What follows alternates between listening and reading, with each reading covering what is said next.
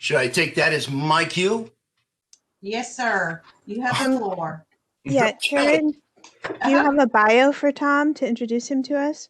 I have it somewhere in my emails. Let me look here real quick. Good morning, everyone. Thank you for joining us this morning for this ATTAINS training. Our speaker this morning is Dr. Thomas Gardner, and he is an environmental scientist with the Office of Water, Office of Science and Technology at EPA headquarters. Looks like he's been there since 1998. I'm not going to read this whole thing off, but Tom, if you would like to tell us a little bit about yourself, introduce yourself, I will give the floor to you. Okay, well, great. Yeah, I've been at EPA and working with water quality standards since 1998. Before that, I did some NPDES permit work in Region 6. And I went to graduate school for a long time at the University of Texas at Dallas. And I've studied grazing fish in Oklahoma. So been around, had a lot of really good experiences and a chance to work with a lot of really great people here. And I guess I'll just kind of kick into my presentation today. Tom, I'm so sorry. My computer had shut down temporarily. I don't know what happened, but I'm happy to read your bio if you'd like. I just kind of went over it, so I think Okay. we can dispense with such formalities. Okay, well, then the only other thing I wanted to do for the folks on the call was just let them know that this is the first of a series of trainings that we're planning on doing. So as we discussed, we're taking this whole spring to get you guys up to speed on assessments, ATTAINS, and everything you need to know before you actually submit data into ATTAINS. So this is the first of those series of presentations, and this one's focused on water quality standards. And I brought in the best guy I know to do it, which is Tom. So he is fortunately very fortunate for us, going to present on this topic for us. And I've had the pleasure to present alongside him on these kind of topics before. So if you're very experienced in water quality standards, that's fine too. But this is the whole gamut. So everything you need to know for the use of this project. So I will shut up now, Tom, and let you have at it. And thank you so much for joining us today. Okay, well, great. Thanks, Laura. Really appreciate it. Just really happy to be here. And it sounds like what we're going to do today is just kind of a water quality standards 101. And that's really where we're aiming. I want to make sure that folks know what they need to know about standards for your ATTAINS work. So this is to kind of maybe, I don't want to say expand your horizons, but just kind of show where the ATTAINS work fits in kind of in the water quality standards world.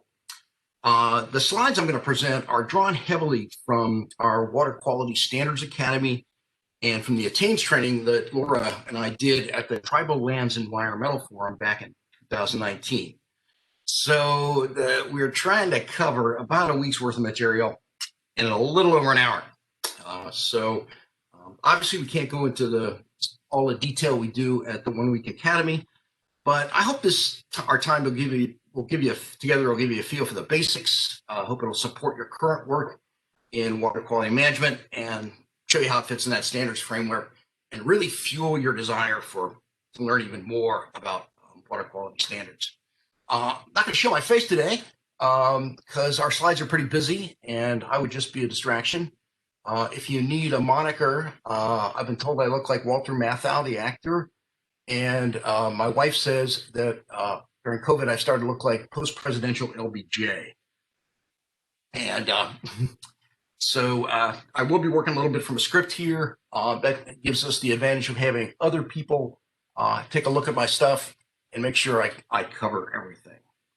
I've included some blank slides where I can take some questions from the chat box or verbally every 15 or so minutes. And we can do a question or two there. And then I've left some time at the end for more. If there's more questions, I'll probably, if they're beyond the basics or get into site-specific stuff, I'll probably punch you to the water quality standards coordinators in the various regions. Disclaimer. So there are a lot of lawyer words up here. It occurred to me as I was pulling this together that folks would understand this disclaimer better after the talk. It talks a lot about what we're not going to do today. We're not making rules for people or various situations. We're not changing or modifying our regulations or not modifying our guidance. But what we are doing is sharing information in our experiences. We're training. We're having a conversation about standards as much as we can, given this current situation. And if I say anything wrong, it's my fault. And I gave my contact information at the end, so you can email me and yell at me about that. As we were checking in, I saw some familiar names, and who are also expert in standards. Saw some regional folks, saw some other tribal folks whose names I recognize. So if you think I've miselaborated or mischaracterized a point, I absolutely invite you to jump in and say what Tom meant to say. So that's there too. So what are we going to talk about today? I will probably move faster or slower through these various topics to emphasize what I think you guys and gals will be most interested in. And like I say, to leave time for questions. And starting right at the bottom, we're probably not going to do a whole lot about history of the Clean Water Act, but I am going to talk about laws and regulation and guidance and how they relate to water quality standards. These top things like this may sound a bit off topic, but one of the things we've learned over 35 years in working with standards is that they're really key to understanding what standards are and are not, and what standards do and what standards don't do. We'll talk about the three parts of a water quality standards: designated uses, water quality criteria, and anti-degradation. Those three things are required for a water quality standard. Designated uses articulate the goals for a water body, what we want to get to. Criteria are scientifically defined numbers or sometimes narratives that define the designated use, give you a better description of that designated use. They're ideally expressed using magnitudes and durations and frequencies, how high the concentration of pollutant can be, how long and how often that can be, that meet the designated use. And we'll talk a little bit about anti-degradation, the third component of water quality standards, anti-degradation policies and implementation procedures. In a word, state and tribal anti-degradation policies are a part of their water quality standards that describe how they're going to keep clean waters clean. For waters that are already clean, how are you going to manage those waters? How are you going to manage what is cleaner than that necessary to support than what is required by the Clean Water Act? Then the standards regulations go on to talk about some additional parts of standards that aren't required, but sometimes states and tribes choose to have part of their standards. Policies like mixing zones, variances, and policies that mostly affect point source dischargers and may not be as interesting to us, at least today. And finally, we'll talk about implementation, how standards are used in the various water quality management programs. Okay, so as I said, we're not going to talk a whole lot about history, but we'll jump ahead to what really matters, the 1972 amendments. And the 1972 amendments were critical to establishing kind of modern clean water protection because they provided a structure and they provided some major requirements for states and eventually tribes that enhanced the legal mechanisms for protecting clean water.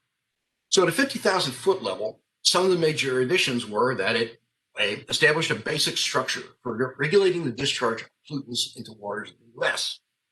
It also made it unlawful for any person to discharge pollutants from a point source into a navigable water, and all those words have definitions to them, unless they had a permit from the Clean Water Act to do so. It funded the construction of sewage treatment plants under the Construction Grants Program. This has subsequently been replaced for states by the Clean Water State Revolving Fund, but tribes and territories still get grants. It required each state and territory to adopt water quality standards for all their intrastate, that means all the waters within their territory, and provided for EPA review and approval and disapproval. And that's where we'll spend the bulk of what we're talking about today, on that process of state adoption of water quality standards for their waters and for EPA's role in reviewing and approving and or possibly disapproving those standards. And then finally, it provided opportunities for meaningful public engagement. And we'll talk about how public engagement plays into the standards process. Okay, in 1987, Congress also amended the Clean Water Act to add Section 518, which authorized the EPA administrator to treat tribes in a manner similar as a state for purposes of administering Clean Water Act programs, as long as the tribes met certain eligibility criteria. And the programs involved were the 303C Water Quality Standards Programs, the 401 Water Quality Certification Program, the 303D Impaired Waters Listings and TMDLs, 402 NPDES permits, 404 dredge and fill permits, and also 106 and 319 grants. These are the sections of the Act that the Act and the programs that tribes are generally most familiar with, and the sections of the Act that I'm generally least familiar with. I'm not a big expert on 106 and 319 grants, but always willing to learn. And just so you know, we make use of the word tribes in this presentation. Recognize that some tribes identify themselves as bands, nations, rancherias, communities, pueblos, colonies, towns, Indians, Aboriginal names, and villages. EPA tries to respect the tribe's identity wherever it can, but federal government has settled on the term tribes or Indian tribal entities or Alaska Native entities as kind of generic terms. Anyway, Section 518 says that EPA can authorize tribes to establish water quality standards to protect the waters under the tribe's jurisdiction. And note that authorized tribe refers to a tribe that has treatment in a manner as similar as a state or TAS, and we'll be using that term throughout this presentation.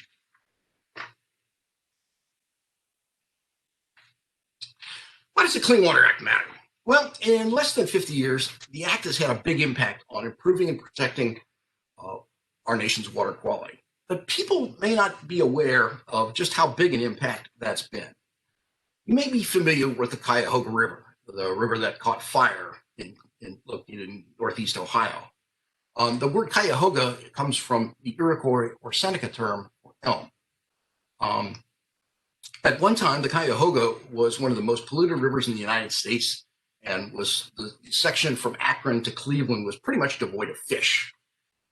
There were at least 13 fires reported on the river, the first occurring in 1868, and the largest in 1952, which burned for 3 days and caused over $1.5 million in damage. In 1969, a river fire captured the attention of Time magazine, which described the Cuyahoga as the river that oozes rather than flows. The impairment on this river helped spur the environmental movement in the late 1960s, and one of the reasons why we have the Clean Water Act, which is intended to help prevent impairment of our waters. The picture on the right shows the Cuyahoga today. What happened between those days when the river was burning and now? Well, several things. Clean Water Act and EPA regulations implementing the act were put into place. The federal EPA and Ohio EPA were created. All these things, along with public involvement, brought a lot more attention to the sources of pollution to the river. Work began to remedy the problems. While this is an extreme case, it does show the benefits of the Clean Water Act and its implementing regulations. Having tribal water quality standards as part of tribal laws gives greater control for tribes in determining how waters are protected and defining goals for the restoration of degraded waters. Water quality standards also are important in the overall efforts to prevent or minimize communities' exposure to pollutants and harmful substances. As water quality standards set the foundation for what level of water quality must be met by other Clean Water Act programs, they provide a particular opportunity for ensuring water quality protection in areas that are used by sensitive, environmentally overburdened populations. Now talk about the basic legal framework for the Clean Water Act and how it gets implemented through various programs, specifically the Clean Water Act regulation, or excuse me, the Water Quality Standards regulations. Now, what many people don't know is that passing a law like the Clean Water Act is just the beginning of addressing problems like addressing water pollution. from a federal level. For a while, I was a political science major in college, and we talked about the Clean Water Act. And we went into it, we did a legislative history and talked about the various players and who wanted what and how it got created and what bargains were made and all the kinds of back and forth. And we talked about the act as something that just happened, and then it just all the clean water, things just got better after that. But it turns out there's a lot more going on than just passing an act. A statute or law is enacted by Congress, the legislative branch. And at that point, it is what we call a must. Statutes are typically signed by the president, but in some cases, like the Clean Water Act, the president vetoes it. Congress, however, overrode President Nixon's veto and was able to get enough votes to override it, and it became law. Now, this is the interesting part. Regulations under the Clean Water Act are promulgated by EPA, an executive branch agency. This is what we didn't talk about when I was in college. They're also musts, and they implement the law. This presentation will go over many different regulations written and administered by EPA that are designed to implement the Clean Water Act. We'll start by talking about water quality standards, and we'll talk about National Pollution Discharge Elimination System permits, and total maximum daily loads, and other programs that you're more involved with, like assessment and listing. To develop and promulgate regulations, agencies use a process called notice and comment rulemaking, which itself is governed by a law called the Administrative Procedure Act. These regulations provide detail on the Clean Water Act requirements, but often EPA also publishes guidance and policy documents that provide more detail to assist authorized tribes in the implementation of the regulations. EPA's guidance and policy are different. These are EPA's recommendations on how to implement the regulations. They do not and should not, and here comes a lawyer word, create a binding norm and cannot limit the agency's action in a particular instance. Guidance and policy are not the basis for disapproval of water quality standards. So we can't use our policy or our guidance documents as a basis for disapproval. We can't use guidance as what is called proxy rulemaking. Guidance and policy are, here's the take-home phrase, a should and not a must. Examples of guidance and policy in the water quality standards are our water quality standard handbook and our 304A criteria recommendations, which we'll talk about some more. So to summarize, the laws are overarching requirements. The regulations are more specific requirements that kind of flesh out the laws. And guidance and policy are recommendations to help facilitate implementation of the laws and regulations. Guidance and or policy are made by EPA to help states and authorized tribes follow the regulation and law. So let's take a look at each of these three elements, starting with the basics. Oops, I skipped a slide, I'm sorry. Oh, yeah, I'm sorry, here's the slide on statute, regulations, and guidance and policy. And so we have the Clean Water Act, which is just a statute, that's a must. The regulations, the Clean Water Act gives EPA the authority to promulgate regulations. We promulgate such regulations, and then we also publish guidance and policy to assist states and tribes in implementing the regulations. The regulations do have the force and effect of law. The guidance does not have the force and effect of law.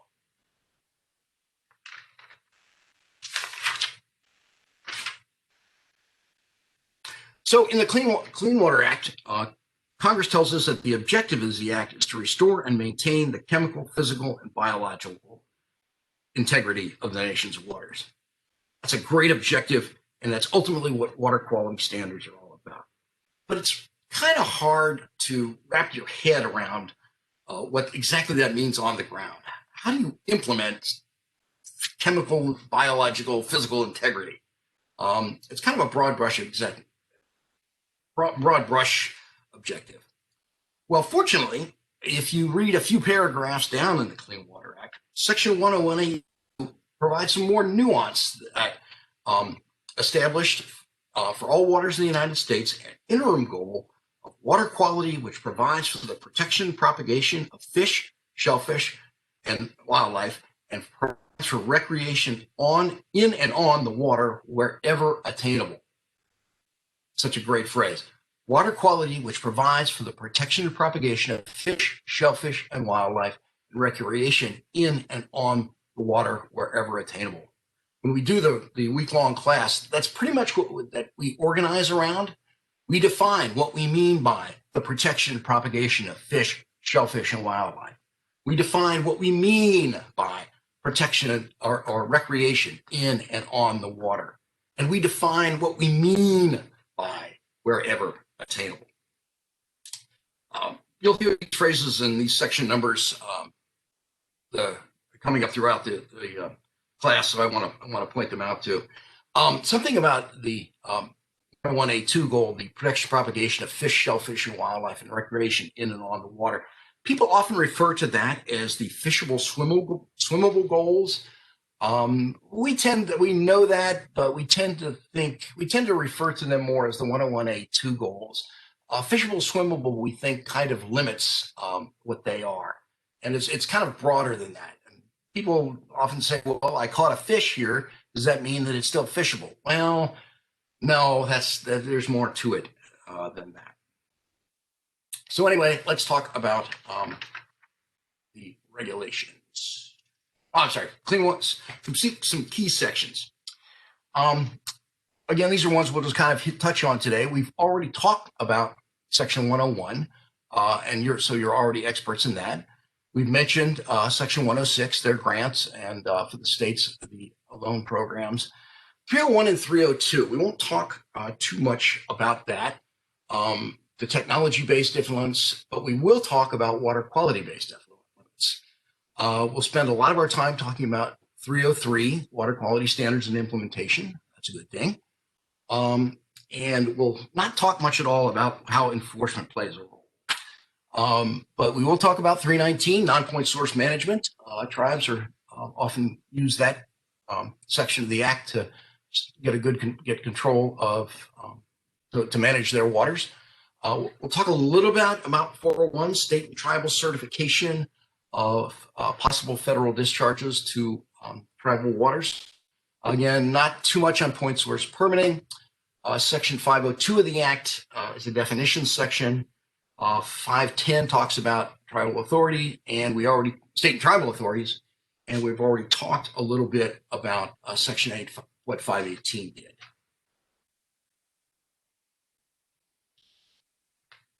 I mentioned this already. These are the ones you guys may be more familiar with. The 106 grant program, which provides grants to control, prevent, and eliminate water pollution, and to educate tribal members and the general public. There's also the 319 grant program, which provides support to tribal programs in assisting and managing non-point sources, those problems and threats. Unfortunately, the Clean Water Act itself does not do much in terms of regulating non-point sources. So Section 319 is there to control non-point source pollution by providing grants and other funding for those types of things. And then there are also non-Clean Water Act sources of money, the General Assistance Program grants that are used for all environmental programs. So before we get into this, we want to talk a little bit about what waters are regulated by the Clean Water Act. And I'm not going to talk about this too much. This was recently the subject of the Navigable Waters Protection Rule, which was recently issued by EPA and the Army Corps of Engineers. And it, shall we say, offered more, if you will, clarity to what waters were and were not what they call jurisdictional. Jurisdiction of the Clean Water Act is waters of the United States, or the way the Act talks about them, navigable waters. And this definition encompasses a broad range of waters, including rivers, streams, seasonally flowing waters, lakes, natural ponds, wetlands, and marine waters. Marine waters include estuaries like bays, salt marshes, lagoons, and near coastal waters. So this slide provides a very broad brush overview, but this is kind of a controversial topic, and a lot of the decisions on what is and is not jurisdictional. It's kind of done on a case-by-case basis, The definition of waters in the United States does not include groundwater. Now, some tribes have water quality standards for groundwater, but those standards don't fall within the scope of federally mandated water quality standards program. The Safe Drinking Water Act provides protections for underground sources of drinking water. If a tribe chooses to include standards for groundwater in their water quality, in their submitted water quality standards, in their adopted and submitted water quality standards, EPA would probably say, "Oh, we note that you've included some groundwater standards in your water quality standards. That's very nice, and we will not be taking action on those, at least through the Clean Water Act." So let's talk real quickly about what activities are regulated under the Clean Water Act. Point source discharges are regulated, and they're defined at a point source is defined in Section 502 as it's very long, discernible, confined access, discrete access, which conveys pipes, ditches, channels, very a long list of things from which pollutants are or may be discharged. Basically, a pipe. Non-point pollution, however, is any source of water pollution that does not meet that legal definition of point source. Essentially, non-point source pollution is something that does not come out of a discrete pipe or conveyance, like that pipe or channel. Non-point sources pollution cannot be tied to a single source. It occurs when rainfall or snowmelt or irrigation runs over land or through the ground, picks up pollutants, and deposits them into rivers, lakes, or the ocean. It's well documented that these pollutants can have harmful effects on drinking water supplies, recreation, fisheries, and wildlife. Though the relative impact from a few non-point sources might be small, the cumulative impact from many non-point sources varies greatly. And as I mentioned, the Clean Water Act does not directly regulate non-point sources of pollution.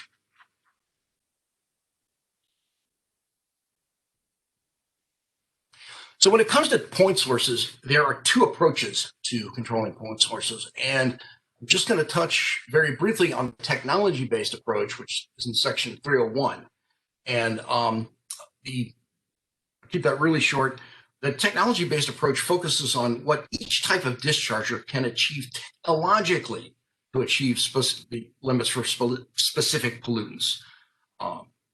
It does not look at the impact on the water body. It just says, if you're this kind of discharger, discharging this pollutant, then here's your limit. I'm oversimplifying greatly, but that's enough for now.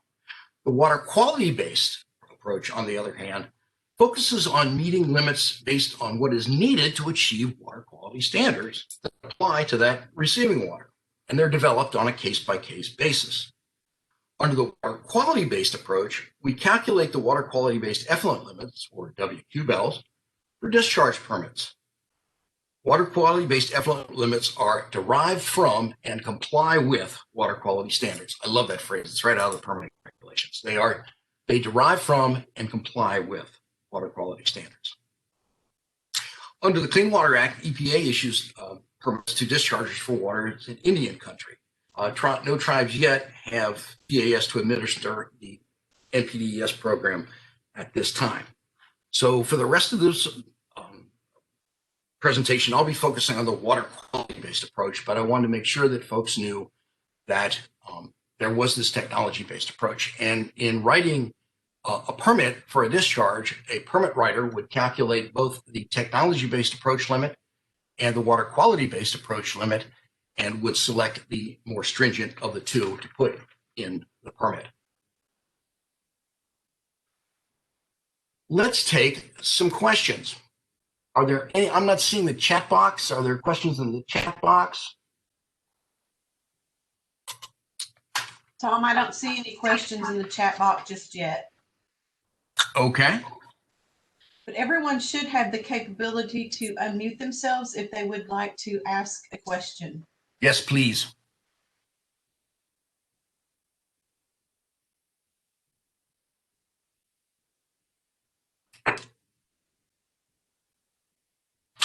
Okay.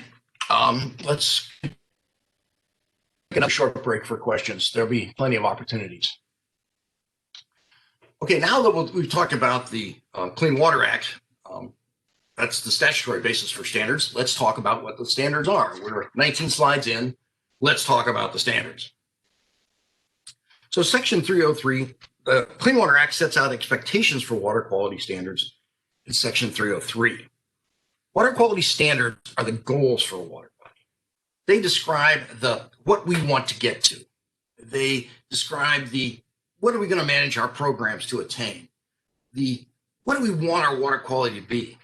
They define the level of protection we want for a given water body. They can even help describe and when is that going to happen part. Probably the most important function of water quality standards is to provide a regulatory basis for many of the water quality management actions in the Clean Water Act. For example, reporting on water quality conditions through assessment and listing, or for developing those water quality-based effluent limits I talked about, or developing TMDLs that are designed to meet the water quality standards. Water quality standards drive management actions beyond just installing those technology-based limits that I talked about. Those alone are not enough, often not enough to meet the requirements of the Act.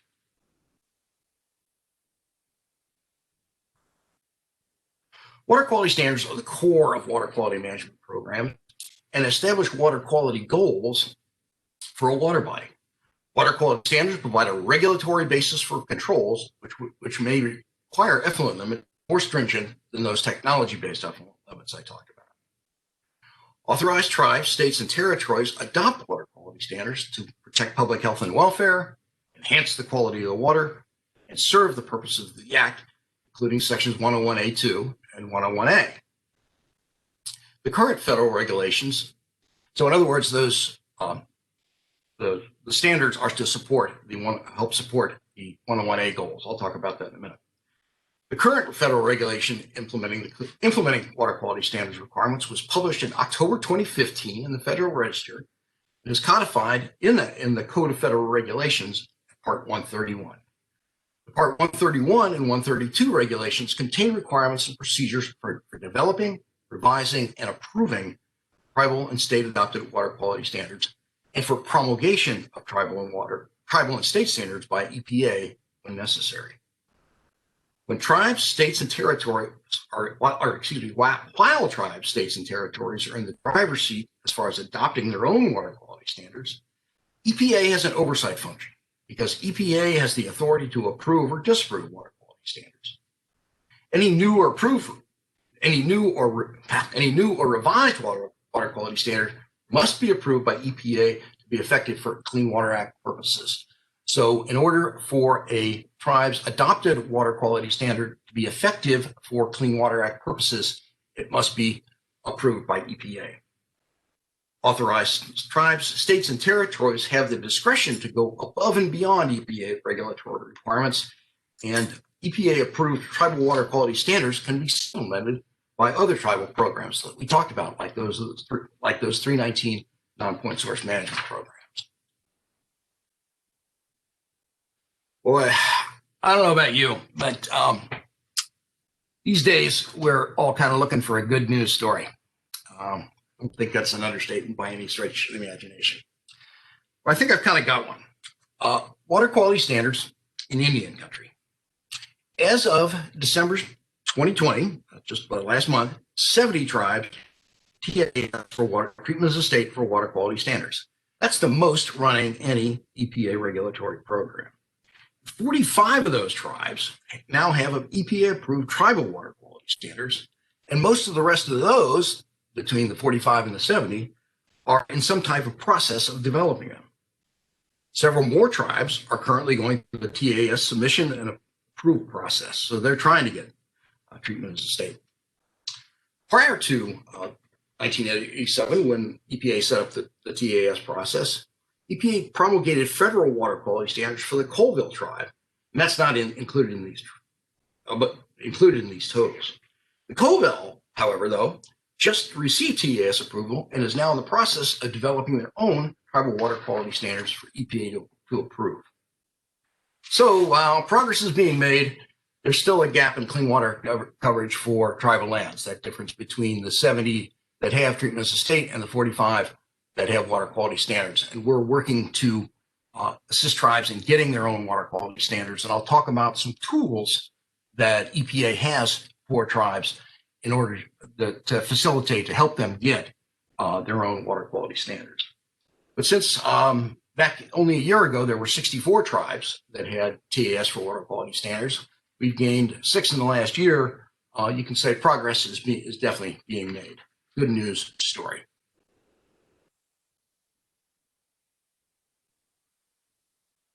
Okay, I've mentioned this before. Water quality standards consist of 3 core components: designated uses, sometimes known as beneficial uses, business criteria to protect those uses, and anti-degradation requirements. Designated uses are define the goals of a water body. Otherwise, we wouldn't know what would be protective. So authorized tribes do this by designated uses. It's important to note that uses must include the 101A goals of the Act. So EPA's regulations require that tribal designated uses in whatever way protect those 101A2 goals of the Act. They must protect the protection of propagation of fish, shellfish, and wildlife, and recreation in and on. Second, we need to know how to define how to protect those designated uses by providing levels of pollutants that would describe the attainment of those uses. That would be the criteria to protect those uses. Authorized tribes do this by assigning criteria that protect the designated use. We'll talk some more about this. And finally, authorized tribes have requirements for additional protections for existing water quality and for high quality waters under their anti-degradation requirements and implementation procedures. Every authorized tribe with water quality standards has these 3 required components. They may choose to include additional components as well. While these additional components are not required to be included in the water quality standards, to the extent that they are included, EPA has authority to approve or disapprove, just as they do for the core components. And we'll be going into more of these in more detail. I'm not necessarily a visual kind of guy, but some people are. And so folks in our shop cooked up this schematic of kind of how the water quality standards process plays out. We'll start on the left-hand side, and those are water quality standards. And authorized tribes' water quality standards have those 3 basic components: designated uses, criteria, and the anti-degradation regulation, all of which we'll be discussing some more. Now, the vertical line is where we have implementation of the standards over on the right side, where we have the programs that implement the standards through on-the-ground programs. Examples of implementation are things like permit limits in a discharger, in an NPDES permit. As I mentioned, permit limits must derive from and comply with those water quality standards. So a permit limit is intimately tied with the water quality standards. And once that permit limit is issued, it is enforceable with fines and penalties for the discharger under that section. We won't talk a lot about that here, but that's where kind of the enforcement piece comes in enforcing on NPDES dischargers. 2 other ways that water quality standards come into the implementation play game is through Section 401, the certification of federally licensed, and through total and maximum daily loads. Authorized tribes may also have their own specific mechanisms to enforce water quality standards in addition to the NPDES and TMDL implementation tools. So that's kind of the basic 30,000-foot overview. Let's start picking some of these apart.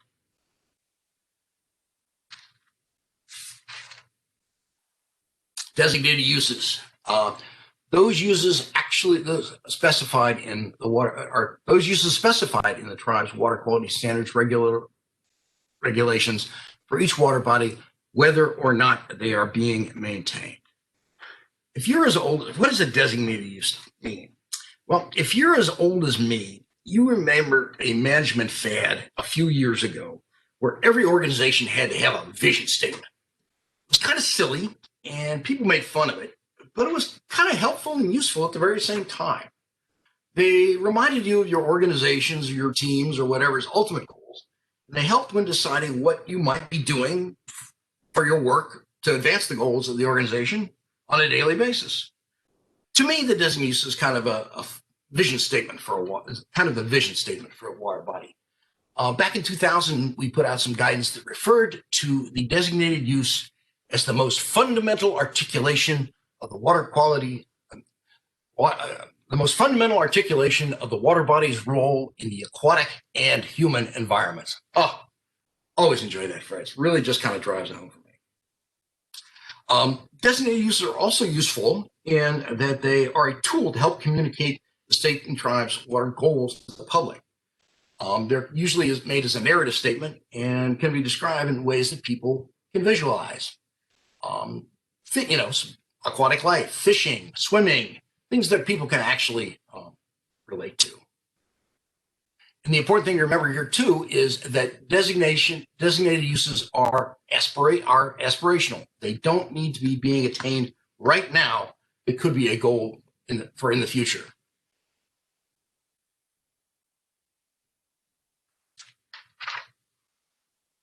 Clean Water Act talks about uses in two places. The first place that it talks about uses, we've already talked about it already.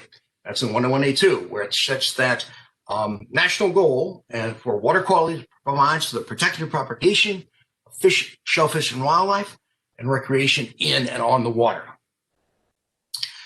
We interpret that phrase, our regulations interpret that phrase to effectively establish what we call a rebuttable presumption that 101A2 uses are attainable and must be designated. So what that means is that when we review a state or tribe's water quality standard, and we make sure that those 101A2 uses are designated for each water body, unless the state or tribe has done some type of demonstration to show that those uses indeed are not attainable. So again, what we're looking for is protection for the protection propagation of fish, shellfish, and wildlife, and recreation in and on the water for all the water bodies under the tribe or state's jurisdiction. And if those aren't designated uses, we need some type of demonstration as to why those uses are not attainable. Now, the Clean Water Act also talks about uses in Section 303C, and there it states that states and tribes must establish uses that serve the purposes of the Act. That's the purpose of the Act is the 101A goals, and shall be established taking into consideration the use and value for water supplies, propagation of fish and wildlife, recreation, navigation, agricultural, industrial, and other purposes, including navigation. And those are often referred to as non-101A2 uses. And those are optional for tribes and states to have as part of their standards. But we look for states or tribes to have done what is called a use and value demonstration. They're removing, if a state or tribe wants to remove one of those uses, we look to see have you really seen that if the public is okay with that? Can you give us some kind of the indication that you've done a use and value determination to say that you really can't attain that designated use? So again, those non-101A uses those 303 uses are often referred to as non-101A2 uses, and they kind of have a different bar than our 101A2 uses, so a higher bar for the 101A2 uses. They don't have to be designated uses, but they need to be considered. And as I mentioned, if a state or tribe or state thinks that for a particular water body, protection of fish and recreation in and on the water goals are not attainable, we just need some type of demonstration to tell us what that is. That's referred to as a use attainability analysis. And that's referred to as a use attainability analysis, and we spend about an hour and a half in the Water Quality Standards Academy talking about that. So if you're interested in that, I'd recommend you come to that. But making that demonstration is the subject of a use attainability analysis. I think if I can pull it up, or maybe I can have somebody. Okay, there's a question in the chat. Just to clarify, does the rebuttable presumption mean that a water body is attaining its designated uses unless there are no data or information to demonstrate that it's not? Not exactly. What the rebuttable presumption does is it means that those two uses, the 101A two uses, will be designated uses. They will be goal uses, that the tribe or state will be managing that water to attain those goals. It does not necessarily mean that it is attaining them right now. It just means that when you're managing your water body, you're going to manage it to meet those goals. I'm hoping that cleared things up, or we can open the mics up.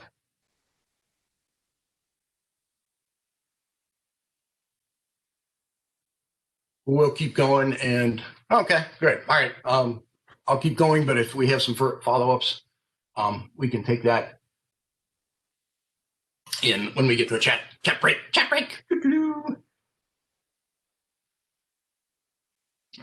Where'd my pointer go? So what are the regulations about uses? Authorized tribes must identify their designated uses to express their goals. So the regulations say you got to have designated uses. The point here is that there's really no default use.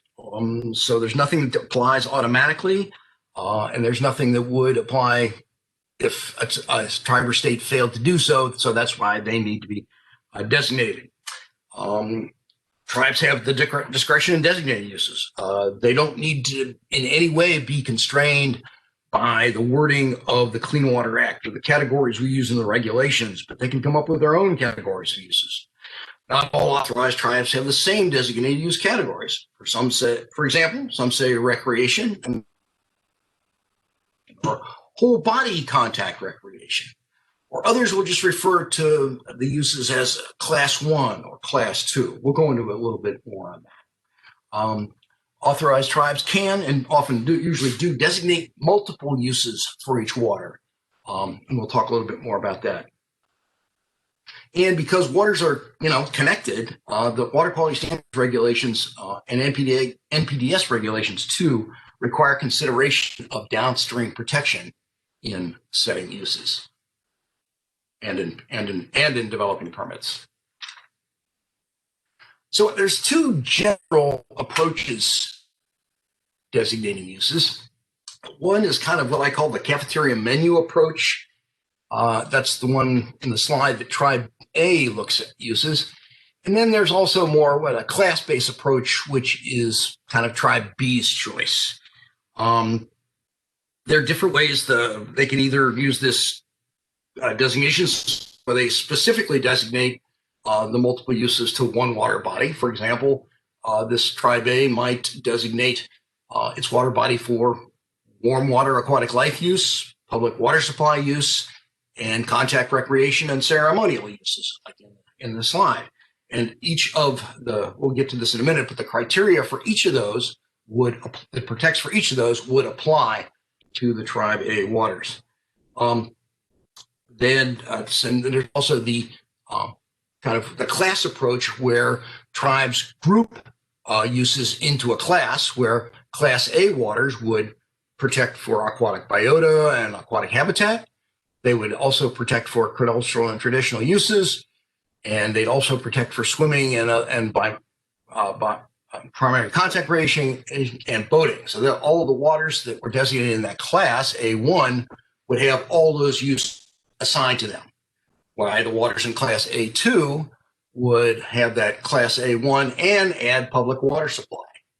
And then the waters in Class B would be Class A1 and A2, plus a side of irrigation of crops and other agricultural uses. The take-homes for this are, first of all, in some way, those 101A2 uses must be protected for all water bodies, again, unless there's been some type of demonstration that those are not attainable. And the other take home is that tribes have their choice in doing this. And they have a lot of flexibility when it comes to this. And they've taken good advantage of this flexibility in designating uses to protect their waters. For example, the Lactaflambeau band of Lake Superior Chippewa Indians depend on waters for traditional fishing, hunting, and gathering activities, and ceremonial and cultural practices. Therefore, the tribe's water quality standards include protection of fish and wildlife and aquatic life uses, ceremonial and recreational uses, those also which all protect the 101A2 requirements of the Act, but they also have a use for the protection of wild rice, which is an important food source for the tribe and indeed is a source of their origin story, something very important to them. Another tribe with unique designated uses is the Miccosukee tribe, which includes designated uses for frogging and airboating in their water quality standards. Looks like we have a chance for some questions.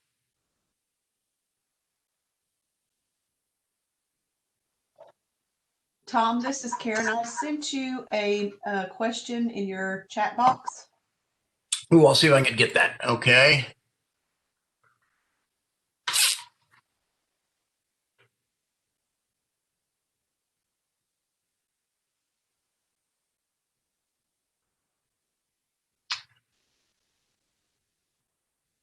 I think I see it.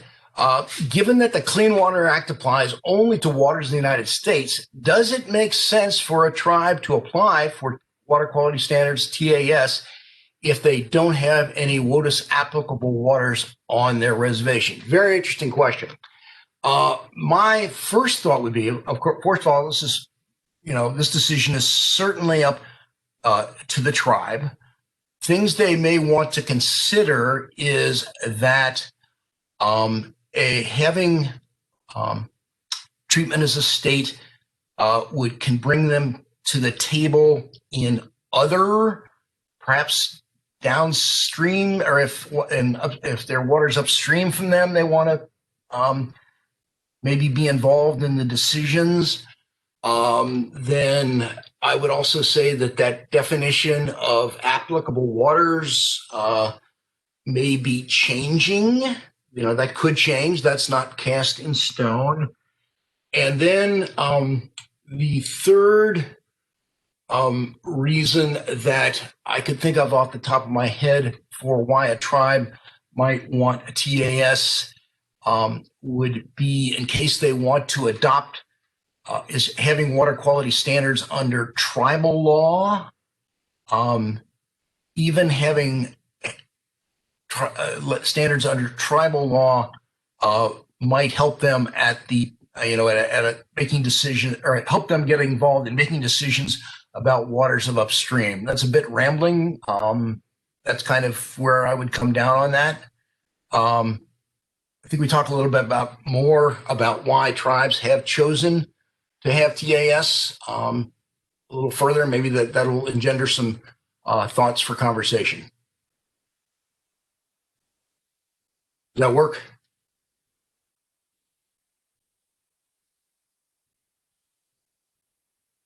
Okay. Tom, there's another question in the chat.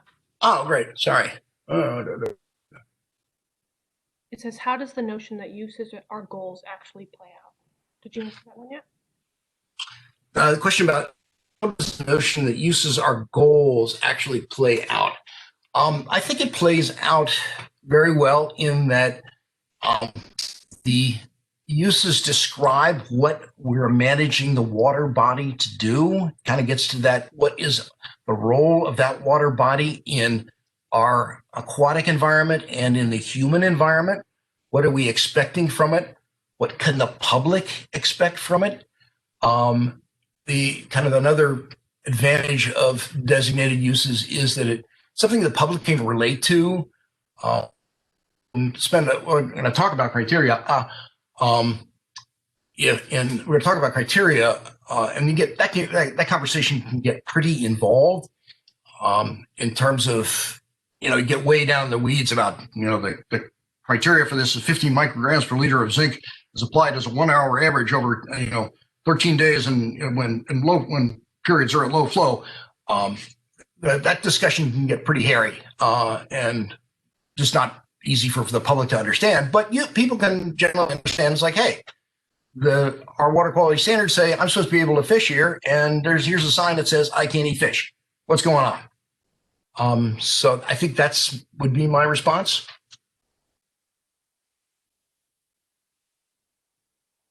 Hey, Laura, this is Angie. I'm the one that asked the question. I also was thinking, so I appreciate the answer. I also often think it's hard enough to get people to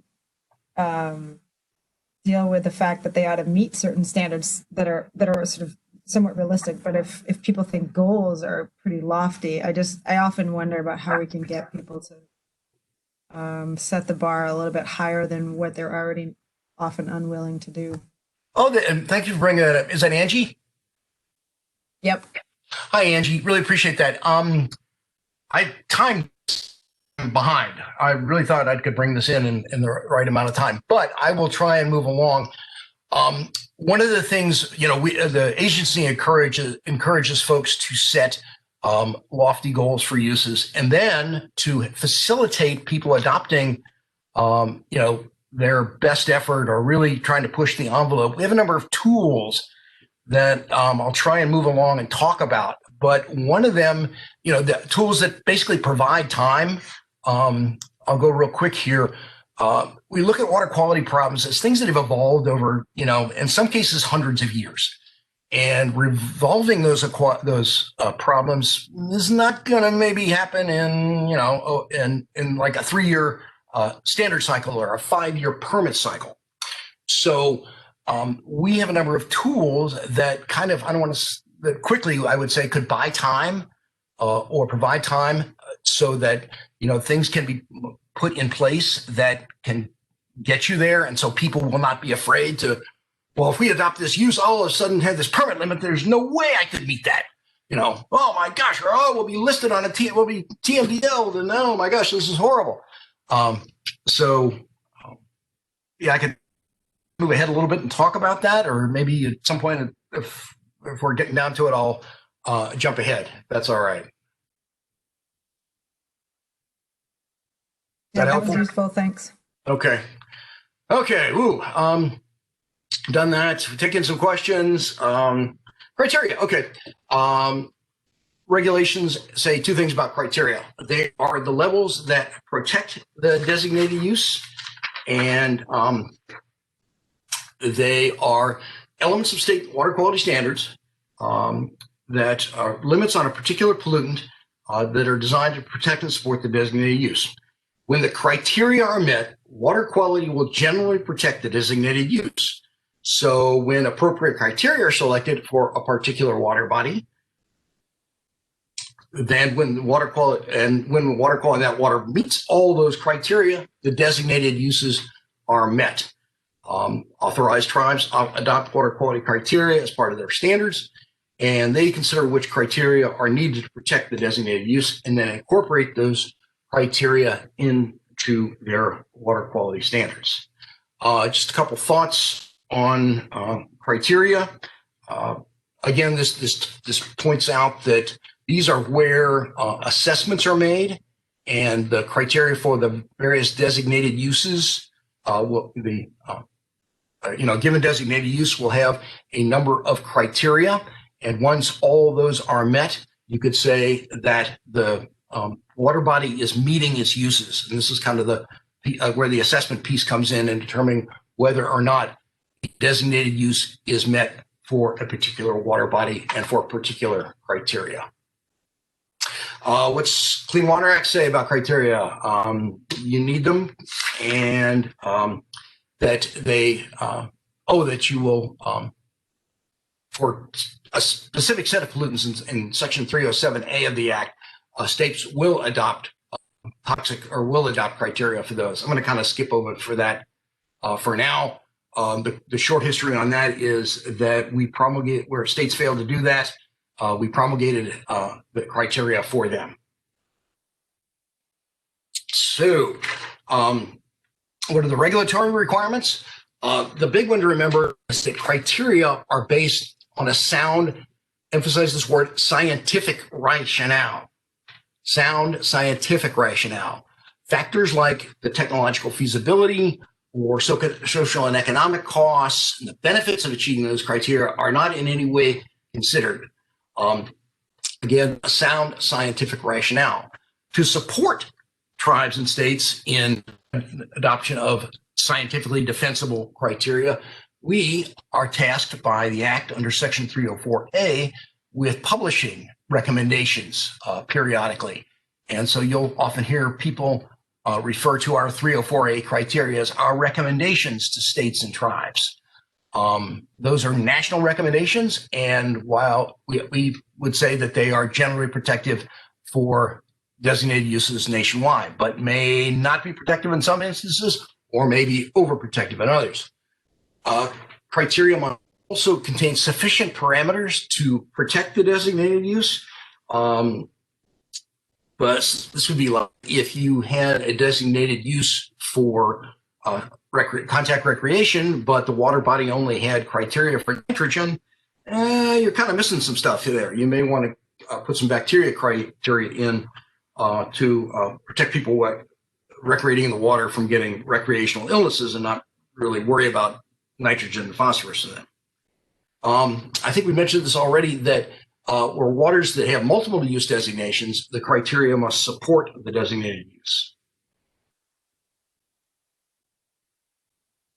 There are two forms of criteria, numeric and narrative. While states and authorized tribes often use our recommendations when adopting their water quality standards, the criteria or the regulations also provide options for establishing those criteria. They say that EPA, in adopting criteria, numeric criteria, states can use our 304A criteria.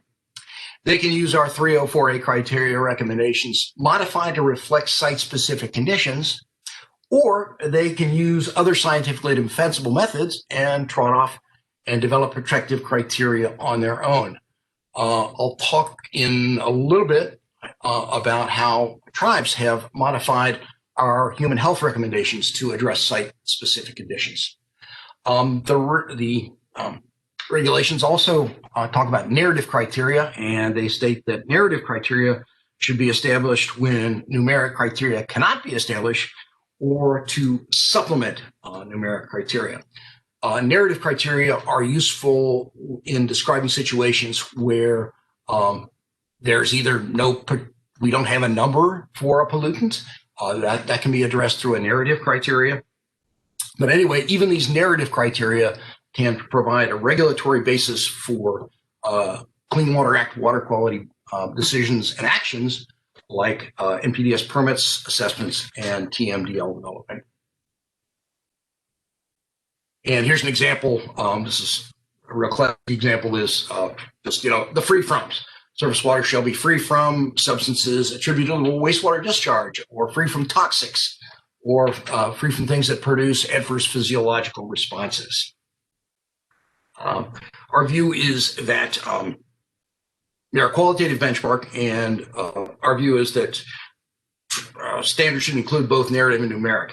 The use of both ensures that a water is fully protected for both chemical effects and the synergistic effects of mixtures of the chemicals and other kind of less measurable pollutants. Like, how do you address floatables through a numeric criteria?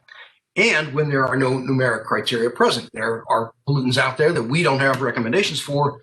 A narrative criteria provides you with an option or with a way of regulating those pollutants.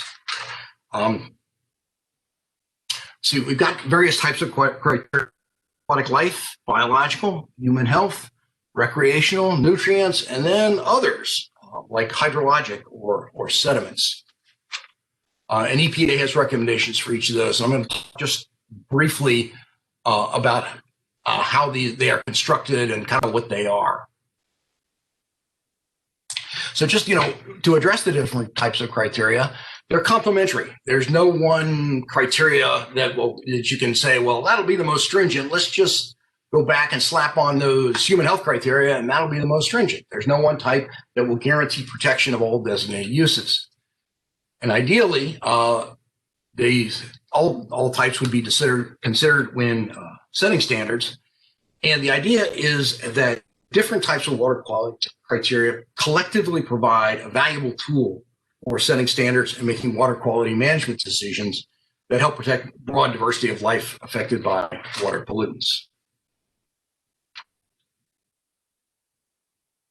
So aquatic life criteria, they are designated to protect all aquatic organisms, including animals and plants. They typically, to get down in the weeds a little bit here, consist of three components: a magnitude, a duration, and a frequency. The magnitude is like the concentration. That's what most people think of when you hear the phrase, when you hear a criteria. What's the criteria for zinc? Oh, it's 15 micrograms per liter. Yeah, that's the magnitude. The important thing to remember is that there's also the duration, which is the period of time over which the in-stream concentration is averaged, and the frequency, how often that magnitude can be exchanged. That's very important in the assessment world because we need to characterize magnitude, duration, and frequency when making a determination about whether or not a water body is impaired. And there's an example there of a complete aquatic life criteria to protect aquatic life from acute toxicity. Dissolved zinc shall not exceed 90 micrograms per liter as a 1 hour average more than once every 3 years. That's kind of what a lot of people don't realize. That it's not just not to exceed value. It's having that duration and frequency attached to it too. And we really encourage to work with states and tribes to incorporate those necessary duration and frequency parameters as necessary into their water quality standards. Because that really helps making the determination downstream of whether or not a water body is meeting its designated uses when all your data is in. They usually contain a value, like this zinc criteria back here. It talks about acute toxicity. They can be even more specific to protective effects that occur over the short term, kind of like death, and over the longer term, like weight loss or decreased reproduction. The criteria that protect the short term are the acute ones, and the criteria that protect over a longer term are called chronic criteria. And as you can see in the example, there's a 4-day average to protect chronic extended exposures to lower concentrations, and a 1 hour average designed to protect against acute concentration, to protect against acute effects. And then they further break down along freshwater or saltwater. So for a given parameter, you can have 4 acute criteria. You can have the saltwater acute, saltwater chronic, freshwater acute, freshwater chronic, and you can see that indeed they all are very different. Biocriteria. Biological criteria are based on the premise that the structure and function of aquatic biological community within a specific type of water bodies provides critical information about the quality of the surface waters. Their biological criteria are threshold values or guidelines describe that desired biological integrity of aquatic communities of surface water. So we talked about one of the 101A goals of the Act being biological integrity. This is like a direct measure of that. And states and tribes have found it useful to have this type of criteria in their standards. They can be relatively simple. They can be indices, of the number of different species present in a given area, or the number of individuals of a given species, or they can patch over to more complex processes like looking at the complexity of a given food web, or even the efficiency of nutrient cycling in a water body. They can help identify water quality that can't be identified by chemical or physical tests alone. I talked earlier about with narrative criteria being able to pick up problems that aren't detectable with numeric criteria for individual pollutants. These can biological criteria, when they're paired with a stressor identification evaluation, they can initiate the process for detecting what is wrong and what is causing impairment, and for addressing the causes of water quality degradation. Biological criteria are developed by the tribe to reflect local conditions and the designated use classification system of the tribe. So they, obviously are being hinged on the biota of a specific location. It's difficult to come up with like a national number. So the tribes do this themselves, and different criteria are developed for different designated uses. They can be numeric or narrative, in describing that desired biological condition of the aquatic communities. Biological criteria are general statements of attainable or attained conditions of biological integrity and water quality given a given use designation. Numeric criteria are specific quantitative indicators of that condition.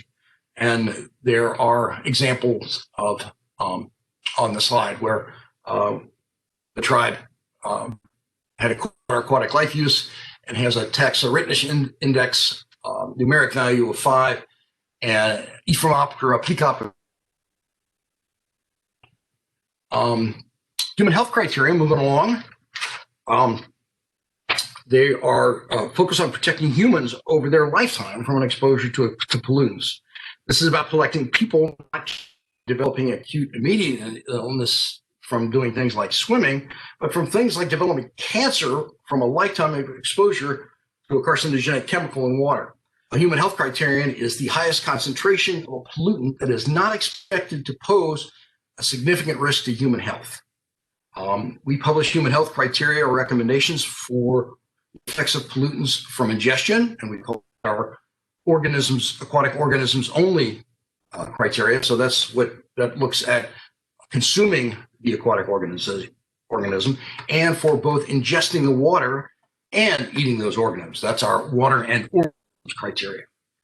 The human health criteria are designed to protect human health under average long-term conditions of exposure, and they don't take into account local quality conditions. There's no, effective salt or whether it's warm water or cold water, and don't take into account potential reactions between the chemical of concern and other chemicals that could increase or reduce their toxicity. But since they're focused on literally a lifetime of an exposure period, that's probably less important. Moving ahead here, this is kind of a simplified version of the equation we use to develop, or that is used to develop human health criteria. What's in the toxicity factors is mostly relevant to whether the carcinogen or whether the chemical is a carcinogen or not. But take a look. What's important and what tribes have done a lot with is looking at body factors like body weight and water consumption. And in the red box there's a piece for the fish consumption rate. I'll get to this in just a second, but a lot of tribes, they have found that their populations eat a lot more fish than the default value. I think it's 22 grams per day that EPA uses in coming up with its default criteria. And all tribes have also found that they have more bioaccumulation factors. So those have been modified. And so moving to an example here. Like I said, our EPA recommended criteria focuses on, assumes a fish consumption rate of 22 grams per day and for some fishers of 142 grams per day. But Oregon and the Spokane tribe set their own Clean Water Act effective water quality standards, did studies, and found that 865 grams per day was more typical of the fish consumption rate for the Spokane tribes. And in Oregon, even the state had 175 grams per day. So that very much drove the what the value was. And this slide kind of breaks that down. If you see if you use a national default rate of 22 grams per day for calculating your water plus organisms nickel human health criteria, you get a criteria of 470 micrograms per liter. Okay. But if you are the Spokane Tribe of Indians and your default rate is 865 grams per day, if that's more typical of your tribal consumption, that certainly lowers it. The protective value goes down to 37 micrograms per liter. So that just shows the utility that tribes have had in modifying our input parameters for the human health model. Recreational criteria, there are also those. They are designed to protect people from gastrointestinal elements for the skin, the ears, the eyes, the stomach, due to the exposure of fecal contaminations in the water, and also kidney and liver damage due to certain cyanotoxins. And we have published recommended criteria using epidemiological data from swimmers. And these are examples of our recreational criteria. And I'm just going to keep moving through those because I want to get on to some other stuff. There's also nutrient criteria. And there's also, just kind of to wrap this up here, as I mentioned, each criterion has a specific focus and a designated use application. There are usually multiple criteria for each designated use. The criteria work to ensure that all the designated uses are protected, and the most protective criteria is the one that must be met in any permitting situation. Let's take a question break, and I'll kind of look and see. I think maybe I can touch a little bit on anti-degradation, and then since we did have a question on benefits of the program, we've had questions on what are the benefits of TAS, and also on what are some flexibilities. I may jump ahead to those in the short period of time remaining. I'm truly sorry. I timed this, and I thought I would have at least 20 minutes for questions. So shall we take any questions?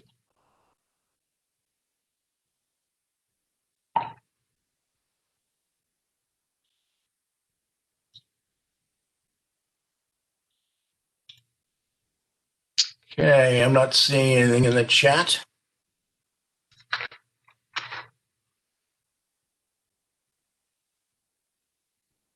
Yeah, go ahead and press on, Tom. Okay, anti-degradation. How can we do this real quick?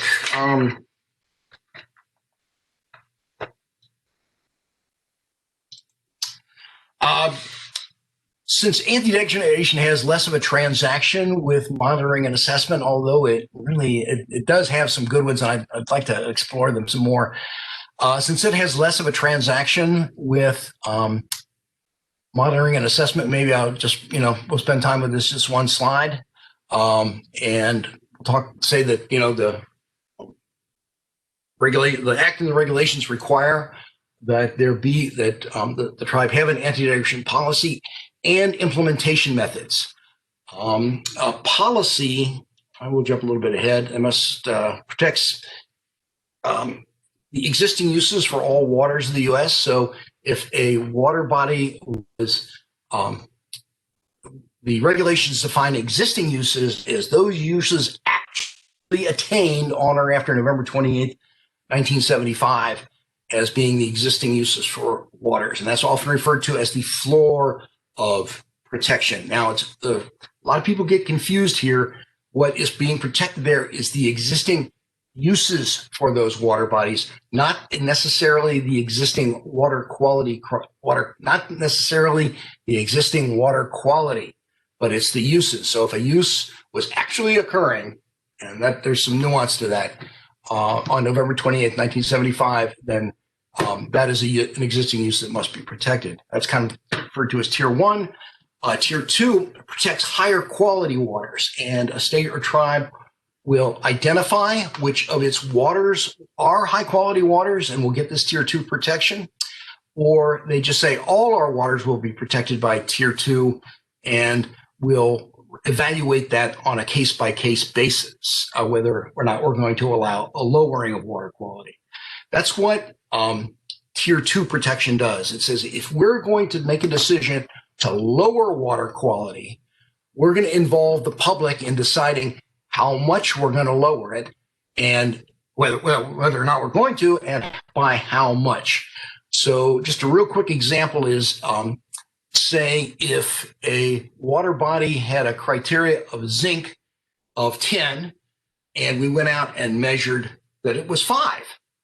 That means that there's like an assimilative capacity of 5 micrograms per liter or 5 milligrams per liter or whatever, to that water can absorb more of that zinc and still meet its uses and standards. So what the Tier 2 would say is, wait a minute, before we allow that lowering, let's involve the public. Let's do an alternatives analysis. Let's take these steps before we allow that, because that assimilative capacity is a public good, and we want to involve the public in that decision. And then finally, there's protection for outstanding national resource waters, Tier 3, which generally mean that no degradation is allowed. Just real quickly, some states and tribes have kind of split the difference between Tier 2 and Tier 3 by stating creating what they call a Tier 2.5, where they say it's an outstanding state or outstanding tribal resource water. It's going to get Tier 3 protection, except in these cases. So it kind of allows kind of a hybrid between 2 and 3.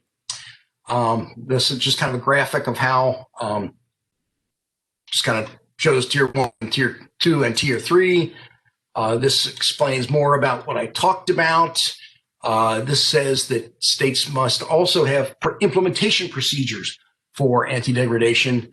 The original Clean Water Act regulation, or original Water Quality Standards regulation, just laid out some, talked about the policy, but currently the new regulation says that you also have to articulate how you're going to implement them in a public way. Then there's also components of water quality standards that are mostly focused around permitting that I think we'll skip over right now. Mixing zone policies, LOFO policies, and variance policies, and that these would be reviewable by EPA.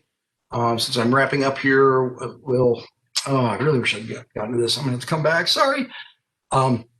Talks about the various roles where states and tribes submit their water quality standards to EPA for review and approval.